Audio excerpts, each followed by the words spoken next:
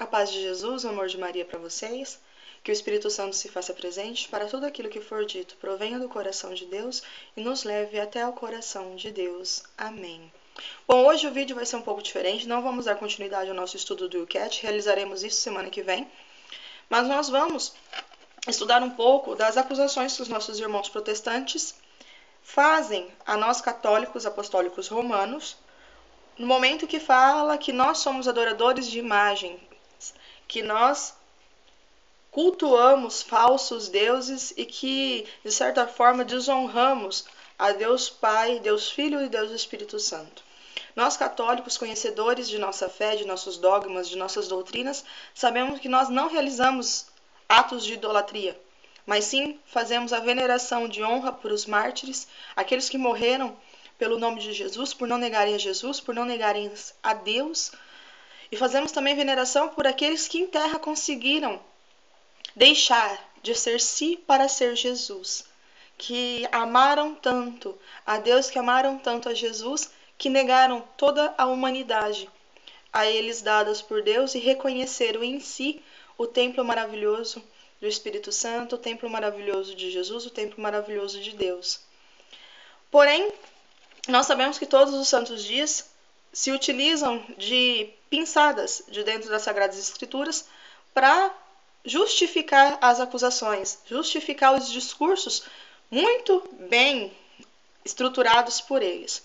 Bom, o que nós vamos fazer primeiramente é pegar o ápice, das acusações proferidas aos nós católicos, que se encontra em Êxodo, capítulo 20, versículo 4, que diz assim: Não farás para ti esculturas, nem figura alguma do que está em cima nos céus ou embaixo sobre a terra, ou nas águas debaixo da terra. Ok? Nós sabemos que no começo de Êxodo retrata a caminhada de Moisés, a história de Moisés e a caminhada do povo escolhido por Deus até a terra prometida, na qual se tiram os escolhidos por Deus, os hebreus, das mãos dos egípcios, nos levam até a terra prometida, porque eles são o povo escolhido, a boa nova. E aqui é formada a primeira aliança. A aliança de Deus com os hebreus, com o povo que originaria o judaísmo. Nós sabemos e temos que ter convicção que o cristianismo provém do judaísmo, porque Jesus era judeu. Aqueles que seguem a Jesus são cristãos, certo? Porém, nega-se totalmente o contexto histórico da época que Moisés levava esse povo do Egito até a terra prometida. Nega-se totalmente os cultos que eram realizados por aqueles que não eram hebreus. Nós sabemos que na época da caminhada do deserto até a terra prometida, os povos cultuavam vários deuses. Era bezerros de bronze, era serpentes, eram águias, eram peixes, era sol, era terra, era árvore, era planta, enfim. Eles promoviam politeísmo, ou seja, vários deuses. Não é como nós que proferimos somente um único Deus, que nós recorremos somente a um único Deus, criador de tudo. E que Moisés vem falar aqui nesse pequeno versículo, no versículo 4, é para que eles não tomem, que eles não podem mais tomar as atitudes daqueles que foram deixados para trás, que eles não deveriam ter as mesmas atitudes que aquele povo tinha, de cultuar imagens de ouro, de barro, como se eles fossem a salvação, como se eles promovessem a salvação. Então o que eles pedem é isso: amarás somente o Senhor teu Deus. É somente isso. Vocês não têm que adorar um bezerro, vocês não têm que adorar um coelho, vocês não têm que adorar uma cobra, vocês não têm que adorar uma águia. Então vamos ler o contexto de tudo isso, começando capítulo 20, versículo 1, até o versículo 6. Porque esse aqui está falando dos 10 mandamentos, certo? O que eles deveriam fazer agora, sendo o povo escolhido por Deus. Então Deus pronunciou todas essas palavras: Eu sou o Senhor teu Deus, que te fez sair do Egito, da casa da servidão. Ou seja, tu deixas de ser escravo. Não terás outros deuses diante de minha face. Ou seja, você não deverá adorar outros deuses a não ser o único Deus que sou eu. Não farás para ti esculturas, nem figura alguma que está em cima, nos céus, ou embaixo sobre a terra, ou nas águas debaixo da terra. Não te prostrarás diante delas e não lhe prestará culto. Eu sou o Senhor teu Deus, um Deus zeloso, que vingo a iniquidade dos pais nos filhos, nos netos e nos bisnetos, daqueles que me odeiam. Mas uso de misericórdia até a 10ª geração com aqueles que me amam e guardam os meus mandamentos. Ponto. Porém, ainda se nós continuarmos em Êxodo, Deus falou isso a Moisés e Moisés passou isso ao seu povo. Ponto. Se nós andarmos um pouquinho para frente e pegarmos Êxodo 25, do versículo 17 ao 21, nós teremos o seguinte. Aqui está falando de como será feita a Arca da Aliança para guardar as tábuas, as pedras, onde estão transcritos os 10 mandamentos. Farás também uma tampa de ouro puro, cujo comprimento será de 2,5 côncavos e largura de 1,5 côncavo. Farás 2 querubins de ouro, e os farás de ouro batido nas 2 extremidades da tampa, um de um lado e outro de outro, fixando-os de modo a formar uma só peça com as extremidades da tampa. Terão esses querubins suas asas estendidas para o alto, e protegerão com elas as tampas, sobre a qual terão a face inclinada. Colocarás a tampa sobre a arca e porás dentro da arca o testemunho que eu te der. Opa, então quer dizer que Deus se contradiz?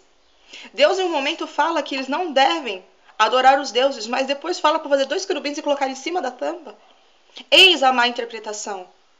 Novamente vem dizer, Deus diz, não tomais as atitudes dos pagãos. Não sejam politeístas, não adorem falsos deuses. Porém, adore aquilo que vem de Deus, o que provém de Deus. Porque senão Deus não pediria para que eles fizessem 2 querubins nas tampas das arcas. Como prova de que aquela arca provém de Deus, os querubins são a última corte celeste dos anjos. Aqueles que protegiam a árvore da vida eterna, lá em Gênesis. Então, há a má interpretação disso. E negam-se isso quando eles falam. Porém, se nós dermos continuidades ainda em Êxodo, lá em Êxodo 37, versículo 7, nós temos a confirmação de que foram feito isso. Fez 2 querubins de ouro, feito de ouro batido nas 2 extremidades da tampa, um de um lado, outro de outro, de maneira que faziam corpo às 2 extremidades da tampa. Esses querubins, com as faces voltadas um para o outro, tinham as asas estendidas para o alto, e protegiam com elas as tampas para a qual tinham as faces inclinadas. Ou seja, é a representação do sagrado, é a representação do que provém de Deus. Deus não se incomoda no momento em que nós representamos coisas que provêm dele, pessoas que provêm deles. Porém, ele não quer que nós colocamos toda a nossa fé nisso, como que nós não fazemos. Aqueles que o fazem, estão fazendo extremamente errado, gente. Não é, vamos supor, Santa Teresinha do Menino Jesus, que provoca os milagres, que faz com que os milagres aconteçam. Mas sim, o amor e a vida dela entregue em intercessão àquele que ela tanto amou, que foi Jesus. E é uma das santas que viveu a infância de Jesus.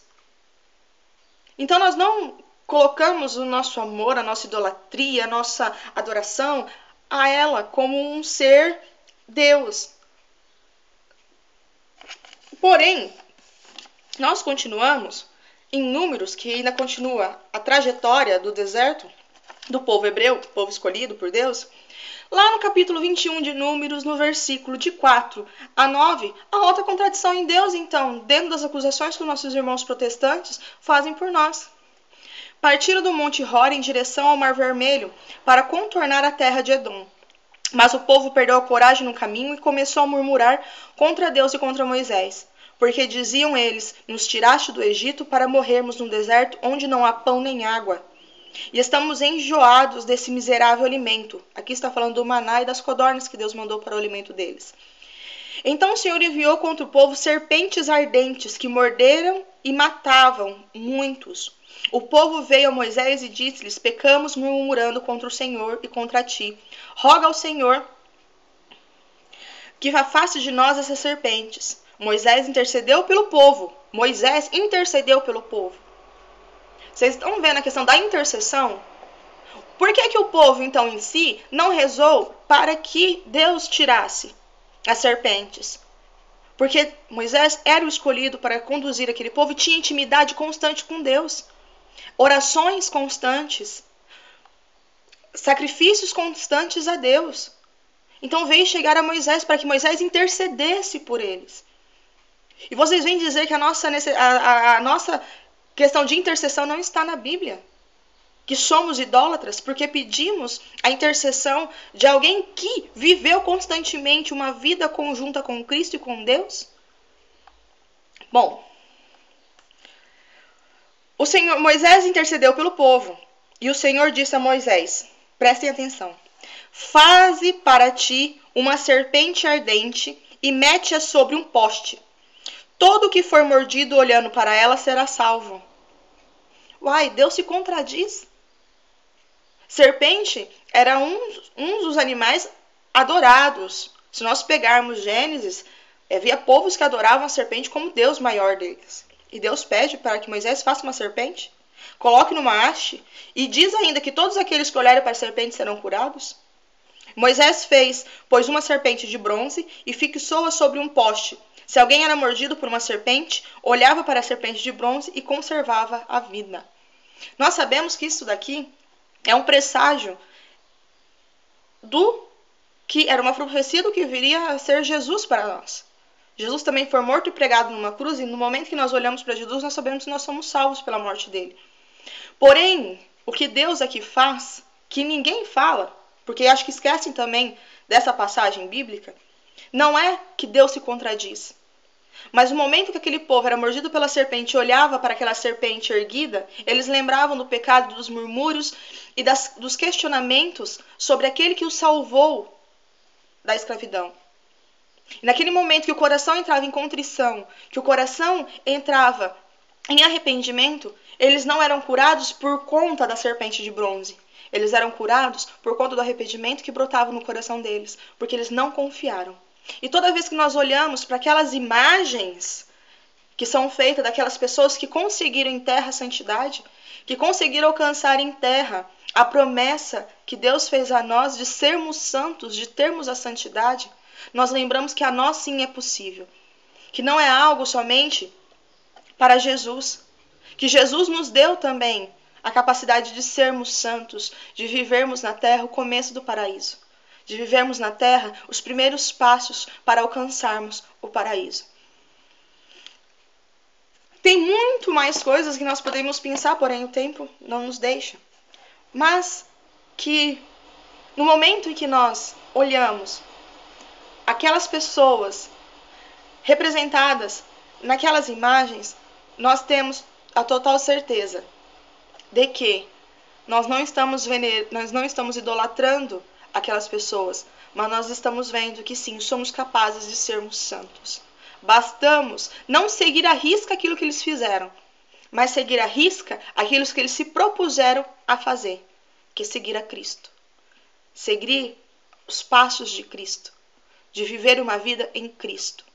Porque nós sozinhos, e eu acho uma frase muito bem colocada de Madre Teresa de Calcutá, de Santa Madre Teresa de Calcutá, nós não conseguimos ver a face de Deus, porém nós conseguimos ver a face de Cristo.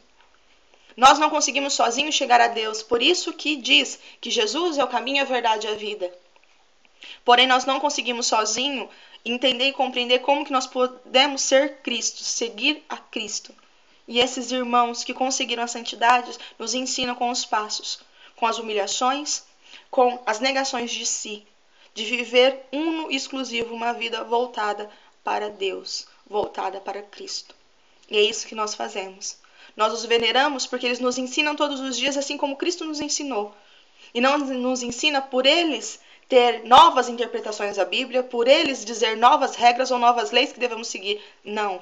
Eles nos ensinam porque em nenhum momento eles fugiram a nada do que Deus falou aqui. Ao contrário, eles reconheceram que eles sendo o templo do Espírito Santo, que eles sendo imagem e semelhança de Deus, que eles sendo irmãos amados de Cristo e amados filhos de Cristo, que eles conseguiriam somente por Cristo seguir aos céus.